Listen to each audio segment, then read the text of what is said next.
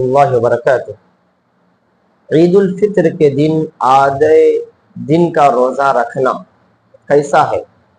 دیکھیے آج کل ہمارے معاشرے میں یہ بات پھیلی ہوئی ہے کہ جو رمضان المبارک کے مکمل روزے رکھے وہ عید الفطر کے دن آدھے دن کا روزہ رکھے۔ تو جواباً عرض ہے، عید الفطر کے دن آدھے دن کا روزہ بلکہ روزہ رکھنا ہی ممنوع ہے، ناجائز ہے۔ عید الفطر کے دن روزہ رکھنے سے آپ گنہگار ہوں گے۔ عید الفطر کا دن خوشی کا دن ہے، کھانے پینے کا دن ہے، اس لیے اس میں کھانا پینا چاہیے۔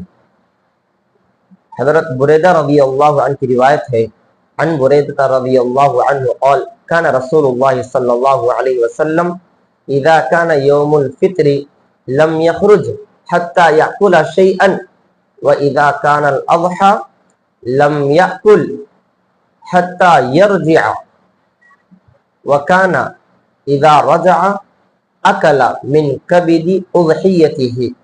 حضرت بریدہ رضی اللہ عنہ سے روایت ہے، مروی ہے کہ نبی پاک صلی اللہ علیہ وسلم عید الفطر کے دن اپنے گھر سے کچھ کھائے بغیر نہیں نکلتے تھے، اور عید الضحیٰ کے دن، عید الاضحیٰ کے دن اپنے گھر سے کچھ بھی کھائے بغیر نکلتے تھے، پھر واپس آنے پر اپنے قربانی کا گوشت کھاتے تھے، اس میں سے کلیجی کھاتے تھے، من کبد اضحیتہ، کہ اپنے جس جانور کو قربانی کیا ہے اس میں سے کلیجی کو آپ کھاتے تھے۔